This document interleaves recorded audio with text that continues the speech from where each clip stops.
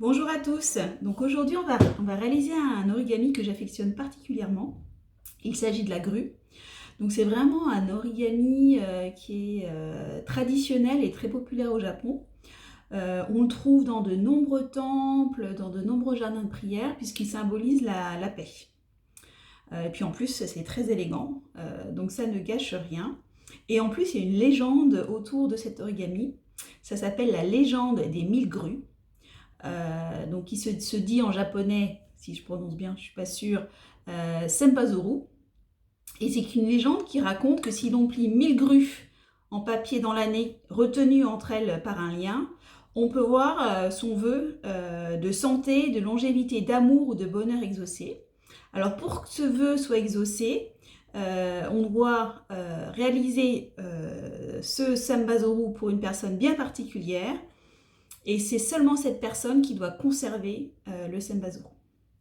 Donc voilà, si vous avez un vœu, un souhait à souhaiter à quelqu'un, vous savez ce qu'il vous reste à faire. Donc n'hésitez pas à utiliser tous les papiers que vous avez sous le coude, du papier journal, des magazines, des vieilles étiquettes. Donc voilà, parce que pour en faire 1000, il faut quand même un certain nombre de papiers. Donc c'est pas le tout, mais il faut peut-être un petit peu se mettre au travail et je vous montre comment ça se fait. Donc c'est un origami qui à la base peut paraître un petit peu compliqué. Donc si le premier est pas super, n'hésitez pas à en faire plusieurs. C'est comme le vélo, au bout de 2-3, vous allez trouver ça super simple. Et donc on part toujours sur une feuille carrée. Et les motifs sur cet origami, c'est très sympa. Je vous conseille de les faire avant, parce qu'une fois plié, c'est quand même un petit peu difficile à colorier. Donc ce qu'on va faire dans un premier temps, c'est qu'on va mettre le motif contre la table et on va faire les plis qui vont nous faciliter la vie pour faire l'origami. Donc un petit peu comme on a déjà fait sur les autres, on va plier la feuille bord à bord dans un sens, puis bord à bord dans l'autre sens. Et puis on va faire les diagonales. Donc on va mettre pointe contre pointe et l'autre pointe contre l'autre pointe. Voilà, donc là, vous avez le pliage un petit peu standard. Donc une fois qu'on a ça, on va plier une pointe contre l'autre pointe pour avoir un triangle. Et on va soulever cette pointe-ci tout en gardant la partie supérieure appuyée pour replier cette pointe par l'intérieur sur cette pointe-ci. Donc, on va avoir ceci. Donc là, c'est cette pointe-là que je suis venue replier sur celle-ci. Donc, on va faire pareil de l'autre côté. Donc, l'autre côté, c'est là. On va prendre cette pointe qu'on va soulever et qu'on va faire venir ici. Donc, vous obtenez ceci. Donc, si je vous montre un peu, voilà, avec le bas. Donc, vous positionnez l'ouverture, enfin là où il y a les papiers qui peuvent s'ouvrir, vers le bas. Et on va venir rabattre ça contre ça et ça contre ça. Donc, le premier côté, donc toujours l'ouverture en bas, et le deuxième côté.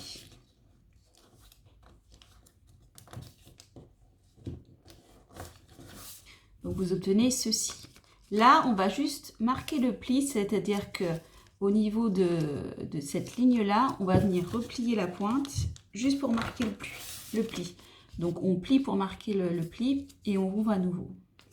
Et là, ce qui va se passer, c'est qu'on va venir chercher la pointe, donc juste une feuille, que l'on va ouvrir et écraser au niveau des plis qu'on vient juste de faire.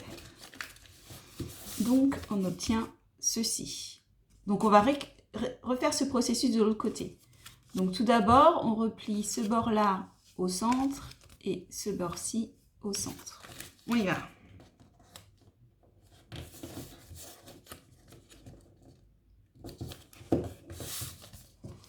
Voilà. On replie ça ici pour marquer le pli comme tout à l'heure. Donc je marque le pli, je ressoulève et je viens chercher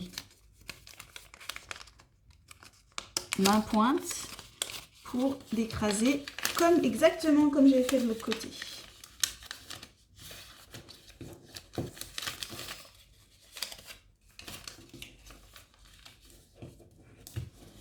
Voilà, donc on obtient ceci. Donc ça, c'est ce qu'on a sur le parti supérieur. Et là, c'est ce qu'on a en bas avec le bas qui s'ouvre et le haut qui ne s'ouvre pas. Donc là, un petit peu pareil que ce qu'on vient de faire, on va venir rabattre ce côté-ci au centre et ce côté-ci au centre. Donc juste la première feuille. Donc un côté, je fais pareil de l'autre côté. Voilà, et on refait pareil de ce côté-là. Donc on rabat ça sur la centre médiane et on rabat ça sur la ligne médiane.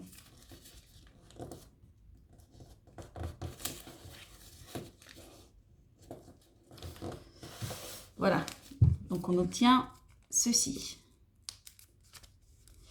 Donc là, c'est un petit peu technique. Si vous le souhaitez, vous pouvez marquer un pli, donc qui va partir de l'ouverture ici sur le côté.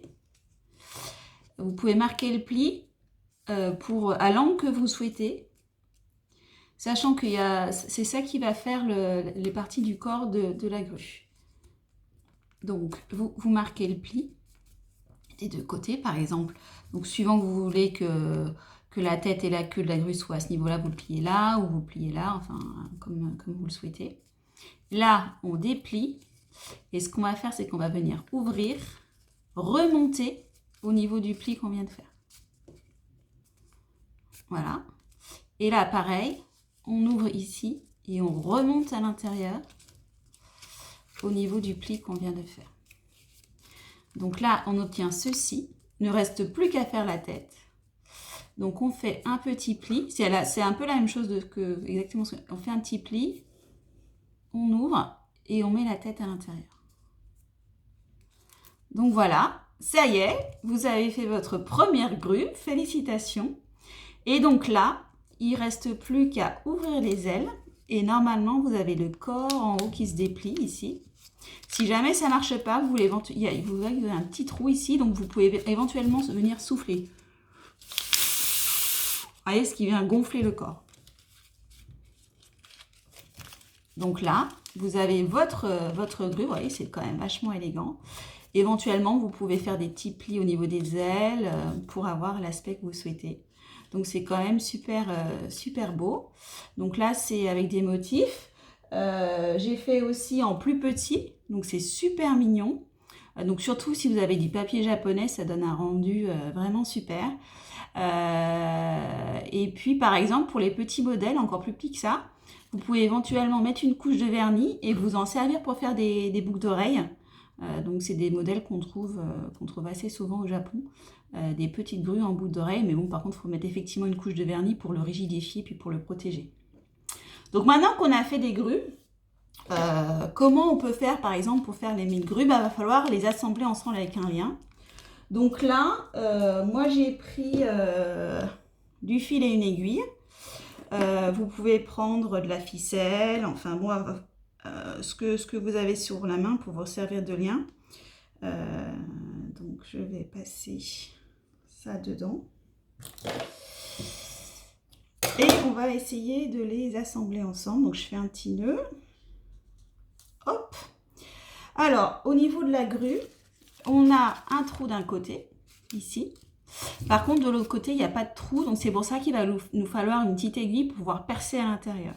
Sachant aussi qu'on a un trou ici pour pas que le fil, par exemple, si je le fais comme ça, je le mets dans le trou en bas, je ressors en haut. Si je mets rien dans mon fil, ce qui va se passer, c'est qu'il va ressortir tout seul parce qu'il n'y a rien qui l'attache. Donc si vous avez des grosses perles, vous pouvez mettre une perle en bas. Sinon, on va fabriquer un petit quelque chose. Donc là, c'est juste un petit bout de papier que vous allez rouler. Donc je fais que vous allez rouler. Hop. Donc ça c'est un exemple, hein, vous prenez ce que vous avez. Et donc là, je vais juste faire un nœud, enrouler le fil autour, le nouer.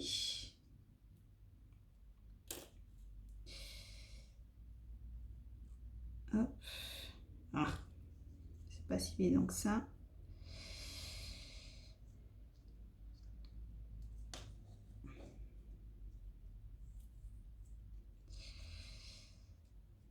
Il faudrait faire un double nœud pour bien faire.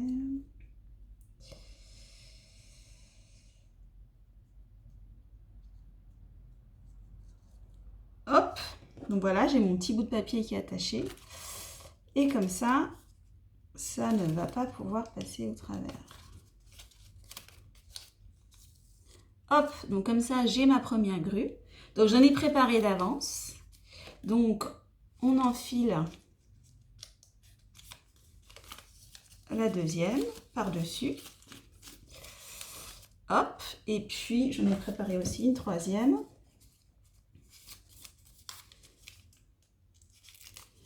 Qu'on enfile par-dessus. Donc comme ça, vous allez faire une série de 10, 20, 30 grues. Et puis après, une fois que vous en aurez une autre, à la fin, vous les attacherez tous ensemble en haut pour avoir vos 1000 grues. Donc ça, c'est très fréquent de voir comme ça des guirlandes de grues. Donc c'est plutôt rigolo.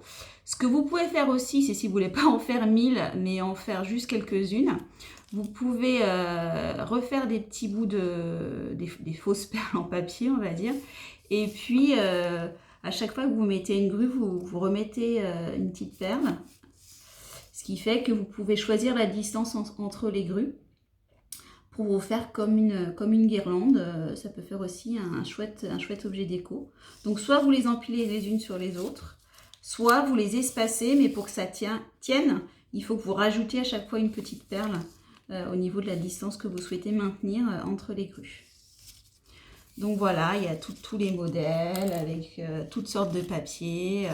Moi j'aime bien quand elles sont petites, je trouve ça très chou. Et puis donc surtout il faut en faire plusieurs. Et puis une fois que vous aurez la main, ça viendra tout seul. Donc voilà, à vous, peut-être pas 1000, mais une petite dizaine.